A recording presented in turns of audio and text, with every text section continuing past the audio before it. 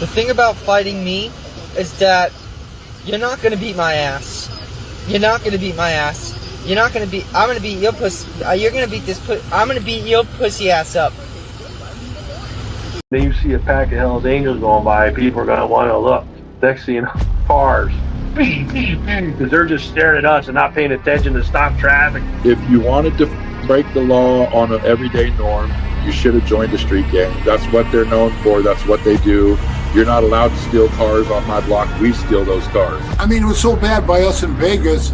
I was in the pool swimming, and the guys came back, "Hey, Pee-wee, the cops are here. They want to talk to you." I said, "Well, go talk to them. Find out what they want." And they came back, they go, "They want to talk to you." Typically, if you leave the club, if you haven't been in for 10 years, you're automatically out back. Got put out in 2006, back in 2007, wound up going into Chattin 2011. Came out of there, I had 4.5 years to walk off with zero support from that club.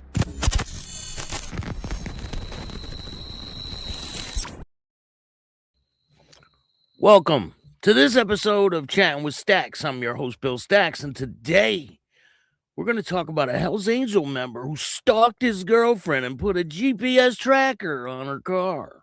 Hundreds of phone calls, all kinds of things. This is out of Wales. And we got a bunch of other things to talk about. We're going to talk about the Pagans and the situation that's going on with the Wawa shooting and the evidence that the prosecution can present. It's pretty damning. It's not good for them. We got a bunch of other things to talk about. And the other day, I forgot to tell you what the 3 people with the mugshots were arrested for. So we got to get into that the first thing. But before we get started, make sure you hit the like button, subscribe, hit the notification bell so you can get my videos every time they drop. Tell a friend to tell a friend. Tell your mother's brother, sister's friend about Chatting with Staxx, the dopest motorcycle content on YouTube. I appreciate all you guys taking the time to watch this show. Rah, what's going on? Paula, thank you for joining me. Good afternoon. Thank you, guys. So we got a lot to talk about, and we're going to talk about this chick, too. Some people are like, yo, give her my number. I'm like, people are crazy, man. People are nuts. They really are. There's a new movie that's going to be coming out soon.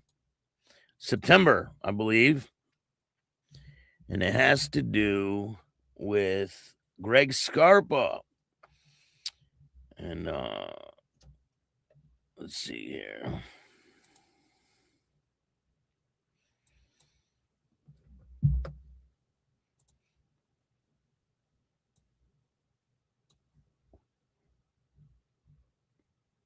If you guys aren't aware, the movie's called By Any Means. Mark Wahlberg will be playing Greg Scarpa.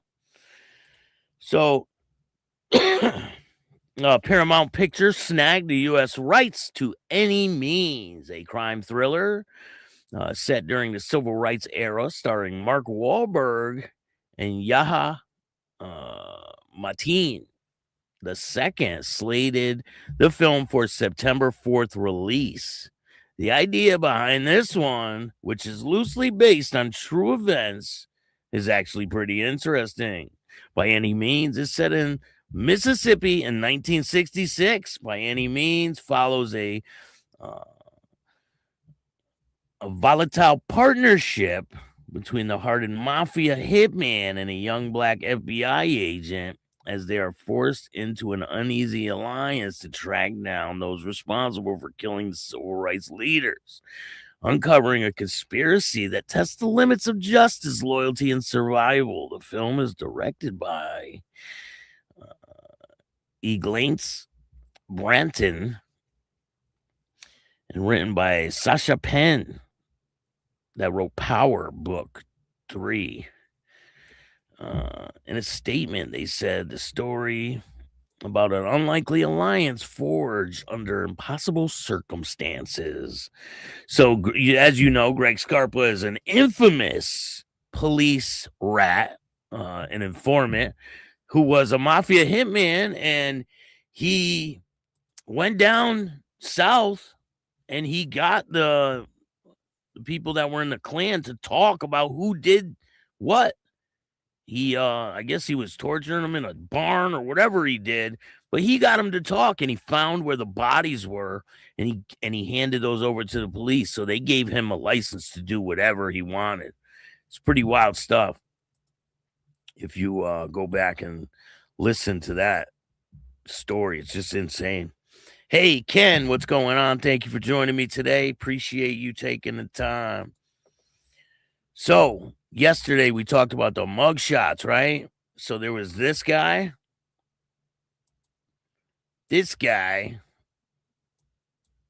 and this girl. So the first guy, what was he arrested for? What do you guys think? So this guy was arrested for driving without a license. Pretty simple. All right, the next guy. What was he arrested for, do you think? So this guy was arrested for fleeing at 100+ miles an hour and threatening. And he's got no bond. Absolutely no bond. Now, what was this chick arrested for? What do you guys think? She was arrested for assault in the first degree. So it doesn't say exactly what she did, but assault in the first degree is pretty it's pretty bad. Now a lot of people are saying, yo, give me this girl's number, right? I don't know if you want this girl's number. So this chick, hospital video captures armed Idaho white supremacist prison gang member from a hospital. Security video captured an ambush Idaho hospital that left 3 correction officers with gunshot wounds and allowed white supremacist gang member to escape. Police detectives testified Monday. The testimony of Matthew Canfield, the violent crimes detective in Boise Police Department, came during a preliminary hearing for Skylar Mead. That's her. An inmate charged with escaping from the hospital last month when an accomplice opened fire on guards who had been transporting. Oh, no, that's not Skylar, but she's involved somehow with this whole situation. The guy's name is Skylar Mead. He's charged with escape after escaping from the hospital last month when an accomplice opened fire on guards who had been transporting him back to prison. Nicholas Upporter told police say did the shooting. Tara Garcia is this woman who is accused of having provided a car used. The pair used during the escape had their preliminary hearings on April 29th. Prosecutors did not play the surveillance video in court, but submitted it as an exhibit. The judge found that there was enough evidence to send the case to the district court. His arraignment is set for April 17th. The video clip shows 3 Department of Correction officers escorting Meade to the prison transport van with an emergency department when they are approached by another individual who appeared to point an object at them and shoot and fire rounds at them. The video shows Meade and the shooter running to a parked vehicle, which was used to flee. Part of the encounter is blocked by the prison transport van itself, so you can't even see everything. Investigators have also obtained a video from a private ambulance that was parked in an emergency bay during the escape. The attack on the correction officers came just after 2 a.m. on March 20th in the ambulance bay at St. Ambrose Regional Medical Center. Meade was brought to the hospital earlier in the night because he injured himself, authorities said, but he refused treatment upon arrival. 2 correction officers were wounded in the attack, and a third was shot by responding police officers who mistook him for a gunman.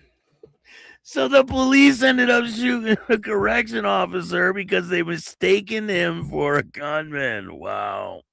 All 3 are expected to recover. So she is screwed.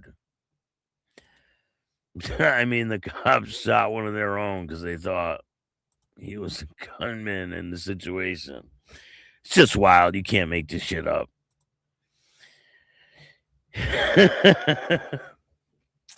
Like, wow. But anyway, so we're going to go over to Florida real quick. This dude, he is sentenced to life in prison. Listen to this shit. Volusia County defendant convicted of burglary, sentenced to life in prison. After a full day trial, Volusia County found the defendant, Michael King, guilty as charged of burglary while armed. Immediately following the verdict, the defendant was sentenced to life in prison. Wow. Because he was a repeat offender. So he was a habitual felony offender. On March 14th, 2025, King broke into Daytona Beach home.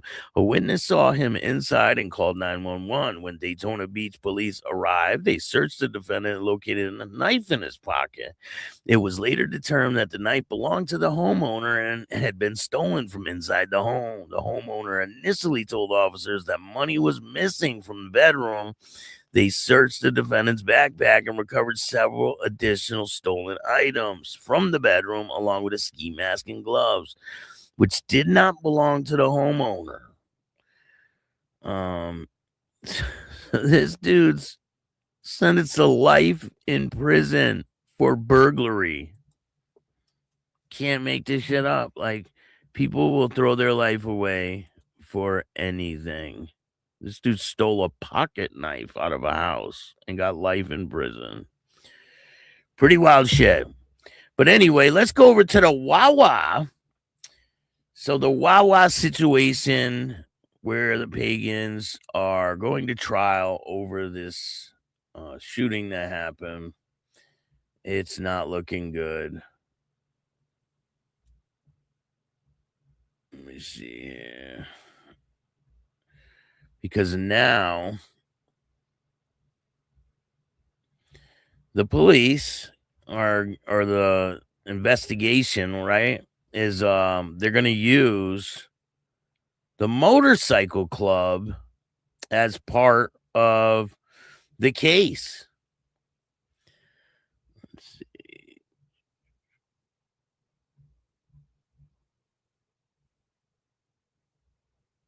All right.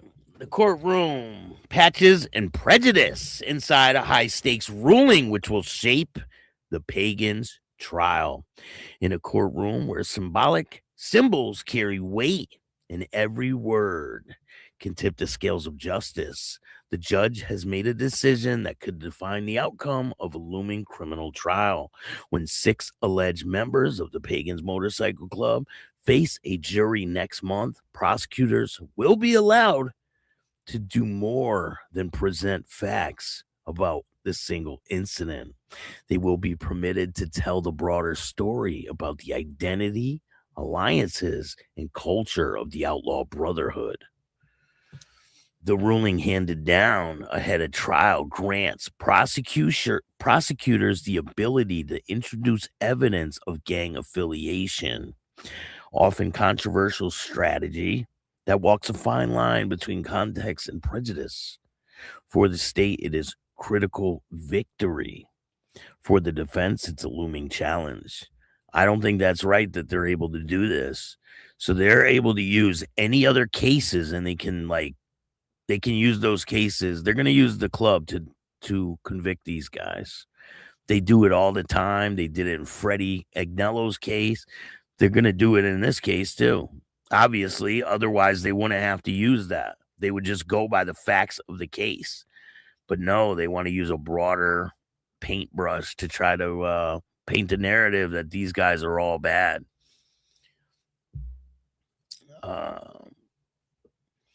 At its core, the case centers on criminal charges stemming from an alleged violent encounter. One, prosecutors say, was not random, but rooted in code and expectations of Outlaw Motorcycle Gang.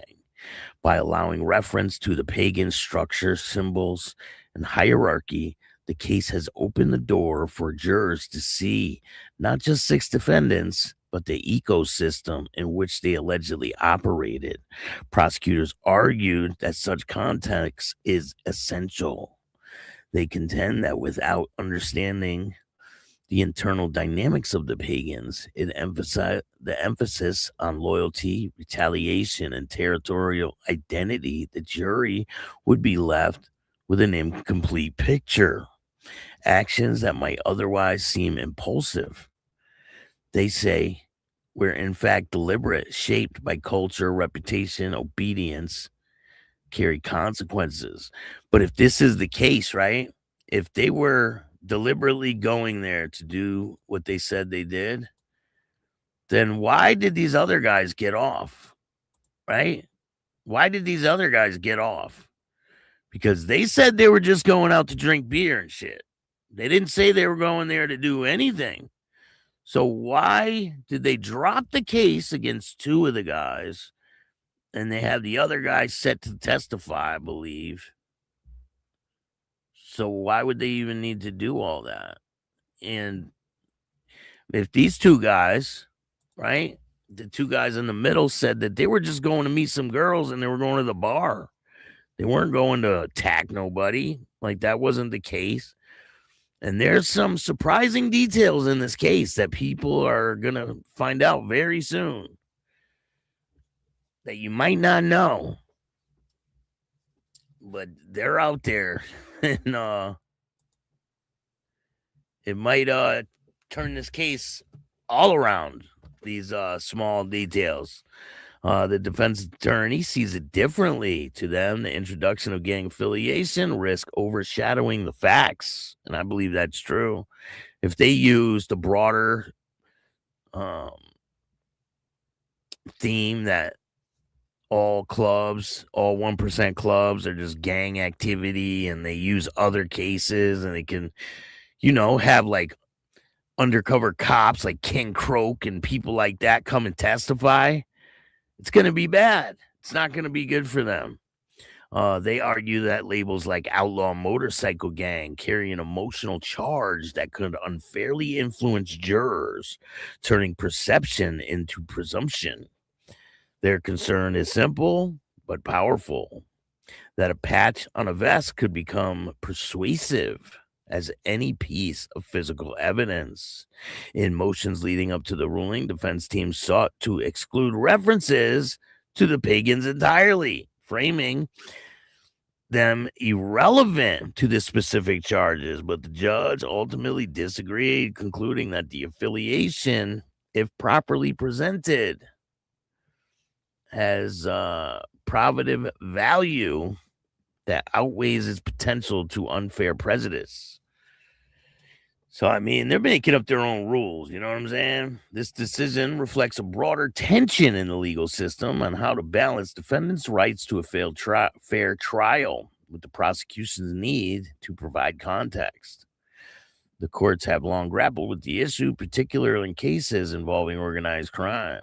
Evidence of affiliation can illuminate a motive, establish relationships, explain, coordinate actions, but it can also risk painting defendants with a broader stroke, inviting jurors to judge based on association rather than conduct. So that's what they're going to do. They're going to convict these guys on the club alone and not on what they did. You know what I'm saying?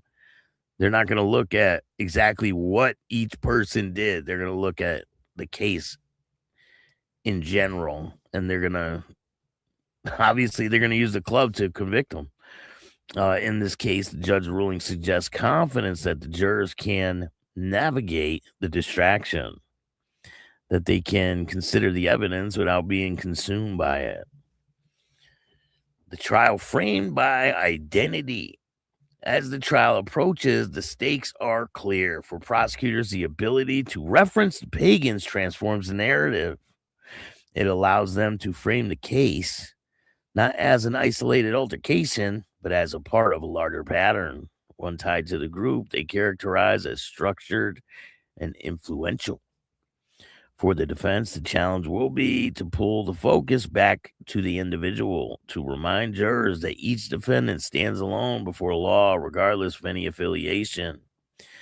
So beyond the verdict, whatever the outcome, the implications of the ruling extend beyond a single courtroom. It signals how courts may continue to handle cases involving outlaw motorcycle clubs and other tightly knit organizations. It underscores a judiciary willingness to allow broader narratives when they deemed relevant, an ongoing responsibility to ensure that the narratives do not eclipse the facts.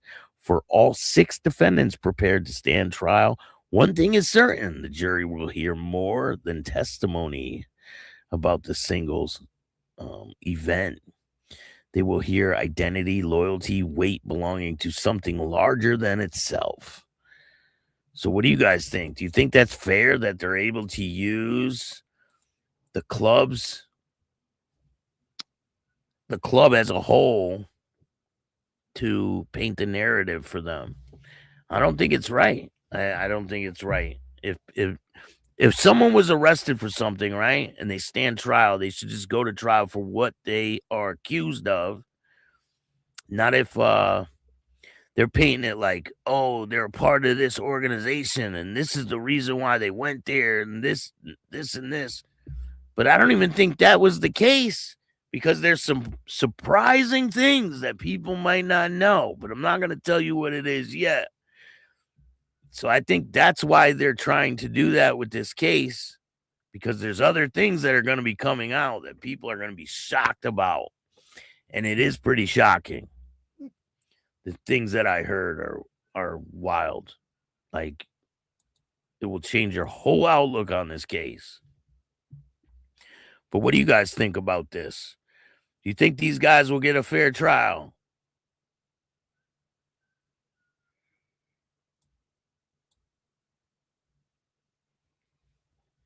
I don't think they will.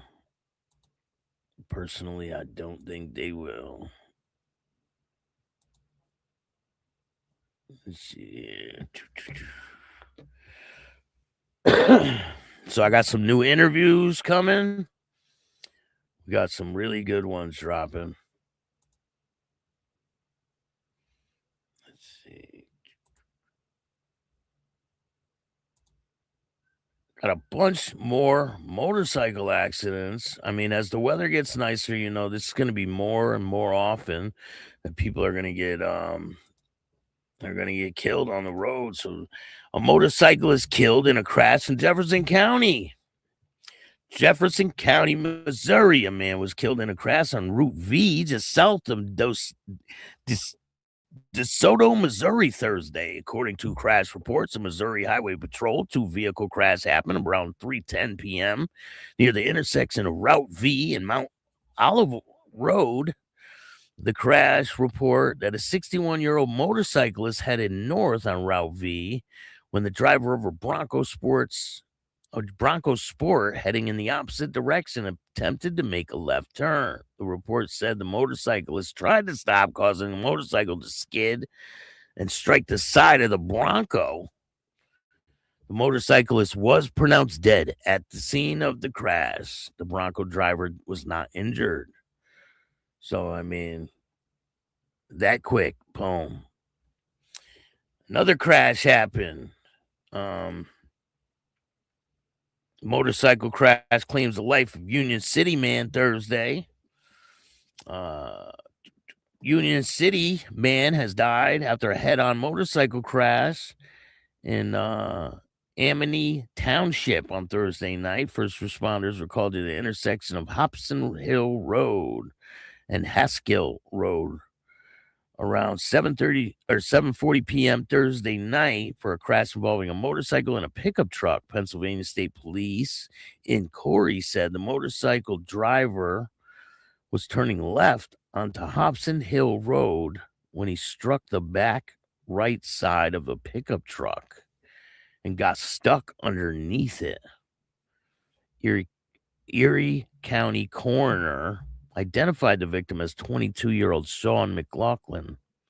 McLaughlin was pronounced dead at the hospital at 9 p.m. Pennsylvania State Police and reconstruction teams were called to the scene. A medical chopper landed but returned to base without stopping at the hospital. State police are investigating the crash. You know, if they probably figured this guy's not going to make it. So another person, one dead after motorcycle crash in Flint. This is in Texas. One motorcyclist was killed on Friday after a fatal crash occurred in Flint. According to Texas Department of Public Safety, the crash involved one motorcycle and happened on FM 2661 around 4:30 p.m. The motorcyclist was pronounced dead at the scene. The identity of the motorcyclist has not been revealed publicly. I mean, and it goes on and on. I can sit here and read this all day long, right? Another one here. 21-year-old motorcyclist killed in crash on West Friendly Avenue in Greensboro. This is out of North Carolina. A 21-year-old man was killed in a motorcycle crash Thursday, according to Greensboro Police Department. At around 5:24 p.m. on Thursday, officers came to the intersection of West Friendly Avenue and King George Drive after getting a report of a crash with injuries. Investigators say Paul Chambers, 21 years old, of Greensboro, was riding a Kawasaki motorcycle westbound on West Friendly Avenue when an eastbound Hyundai Sonata or a Hyundai Santa Fe turned left into George Drive, causing the two to collide. Chambers died at the scene as a result to his injuries, and the driver of the Hyundai was taken to a local hospital as well. Police said speed of the motorcycle was a factor in the deadly crash. I mean, this happens all too often. So if you're out there riding, just be cautious. I mean, this shit happens every single day. I mean, hundreds of these happen. Thousands of people die every year on motorcycles. Just be aware of your surroundings. Scrap Iron, what's going on? Thank you for joining me. Hit that like button. So, let's talk about why we're here. Hell's Angel biker stalked X and put a device on her car to track every move. A Hell's Angel Motorcycle Club member bombarded his ex-partner with hundreds of calls and messages and even strapped a device to the bottom of her car so that he would know where she was at all times, the court heard. Cerith Thomas was in a relationship with a woman from 2015 to 2023. Over a period of a few days in May of 2024, Thomas persistently tried to contact the woman despite the fact that she had blocked his phone number and social media accounts. However, despite this, he was able to send her a text saying that he was not going to leave her alone and that it's payback time. Oh, man. On May 6th, he left a message saying, fuck you effing C. He also called her a effing hypocrite. Thomas, age 44, also referred to the woman's new partner and said he would find out where the man lived. On May 7th, he called the victim 59 times and went to her home. And at one point, he even placed a tracking device on her car by strapping it to the vehicle with duct tape. It was only when the woman heard an odd sound coming from her car that she inspected it and found the device. She then immediately went to the Swansea Police Department to report what she had been subjected to. Thomas was arrested and later charged with stalking involving serious alarm or distress, a charge he pleaded guilty to. Prosecutors say they read the victim impact statement at a sentencing hearing in the court. On Friday, the victim said that her home had transformed into a sanctuary to a cage during the ordeal.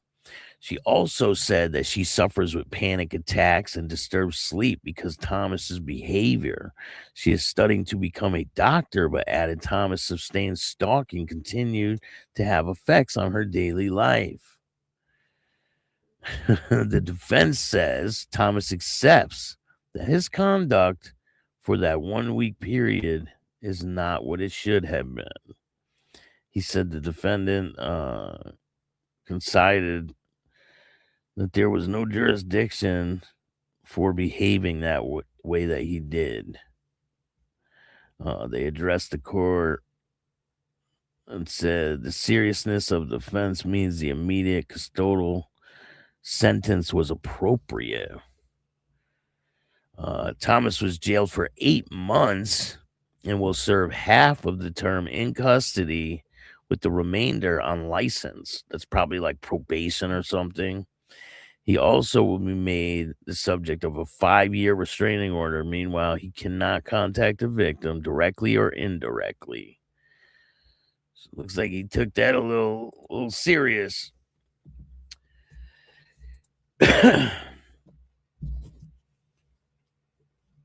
Martell, what's up, man? CRC, good morning. Virginia Chaos is in the building. What's going on, bro? Martell says, I love drink and drive. I love drunk driving. It forces me to be careful a little bit. I can't, man. You guys are nuts. So, Donnie Wants, right? Donnie Wants. Craig, what's up? Someone said that video had him dying laughing. So people were like, wait, he admitted to shitting his pants? Yes, he did. Let me show you guys. So this is the interview with Liam Knight right after the fight, right? Let me show you guys. It's hilarious. All right, so this is the interview with Liam Knight. This is from my show, so.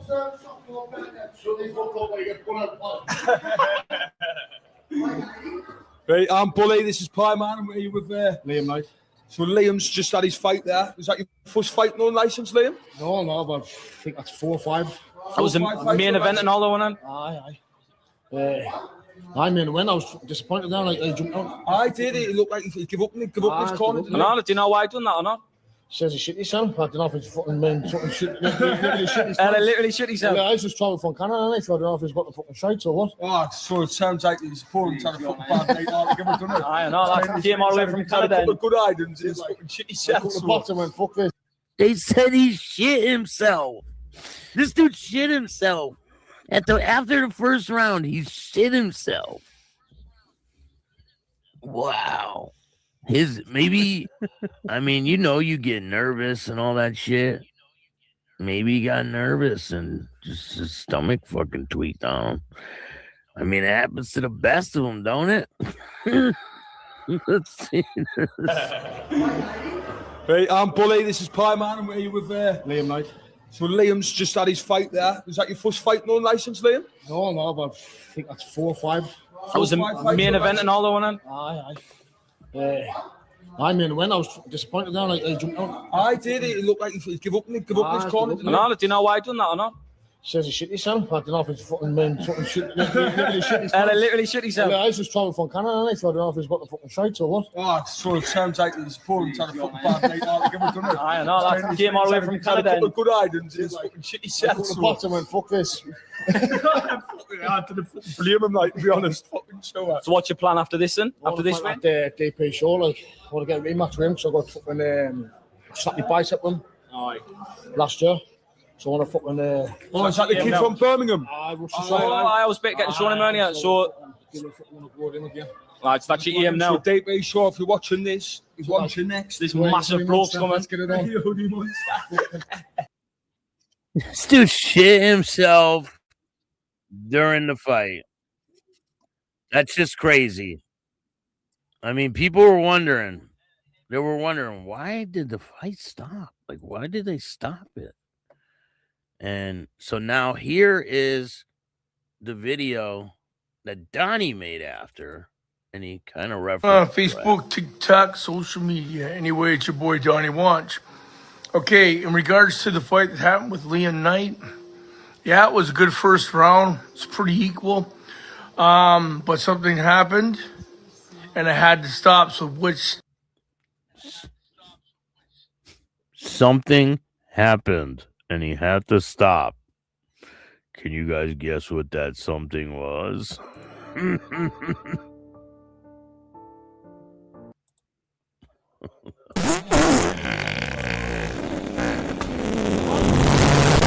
Yup.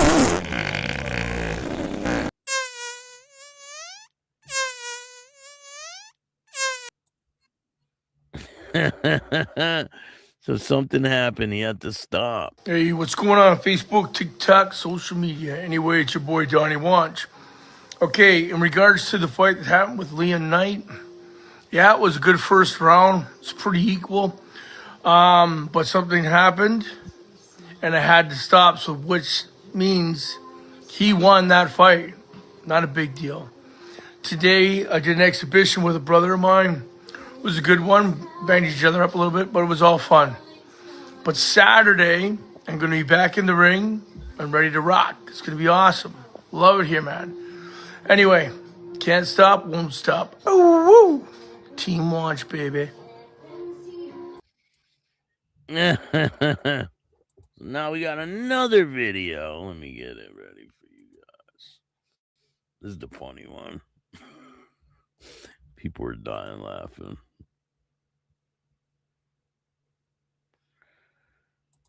Here we go. Fight fans, it's your world champion, Donnie Watch. Giggity, giggity, giggity.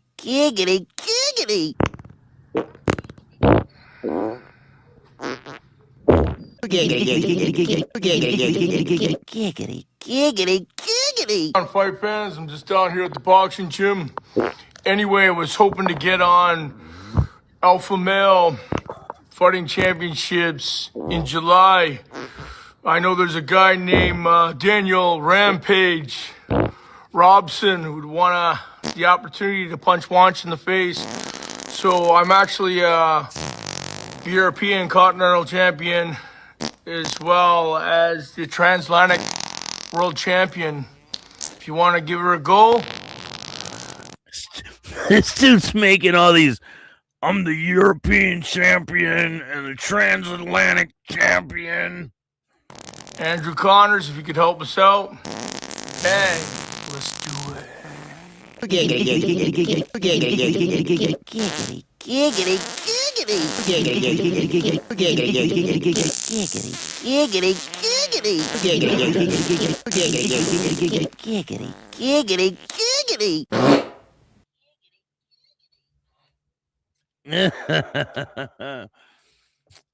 Donnie, make sure you eat the right stuff before you go in on the next fight, man. It's not going to end well. But we got a lot of great content on the way for you guys. If you want to see the content first, just join the membership. I'm working on the Patreon. I got to build a new one. But make sure you guys go check out Spotify. A lot of videos over there. I'm going to really focus on Spotify. And I'm going to work on a new Patreon. So stay tuned. I appreciate all you guys taking the time to watch this show. If you like this show, hit the like button, subscribe, hit the notification bell so you can get my videos every time they drop. Tell a friend to tell a friend. Tell your mother's brother, sister's friend about Chatting with Staxx, the dopest motorcycle content on YouTube. And I'm working on some new intros. We got the drones. Bam. So I'm working on a bunch of new things. Let me get some dope ass intro for you. Lee, what's going on? Thank you for joining me. Ken, hope you guys all have a great day. I'm going to take the bike for a rip. It's a little cold out, but fuck it. The Dyna is calling. Definitely. I'm going to ride the fucking the Triumph. But yeah, have a great day, everyone. If you want some merch, hit me up. And remember, don't be a bitch. Thank you, guys. I'll see you guys soon. Tonight, don't miss 10 o'clock. I'm going to be dropping all kinds of new content, so stay tuned. Jackie Taylor, Butch Crouch's daughter, tonight, 10 o'clock, part 3. Stay tuned. If you want to see it first, join the membership, and you'll be able to see all the content before it drops. Have a great day, everyone. And if you don't like this show, too fucking bad. Start your own podcast. And remember, don't be a bitch. And all new at 5, a major organized crime bust. 23 people under arrest now accused of stealing guns and cash. Today, police revealed 4 organized crime groups are wreaking havoc. From aggravated robbery to kidnapping, burglary, and more. Let's take a look at this. New pictures from court documents in this case. These are a few of the people who have been charged. And investigators say the money, tens of thousands of dollars, is all stolen.